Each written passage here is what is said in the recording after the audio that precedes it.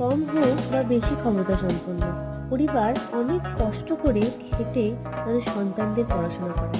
কিন্তু বর্তমান সময়ে হয়তো তাদের আশা করা স্বপ্নগুলো তাদের সন্তানরা পূরণ করতে পারে না।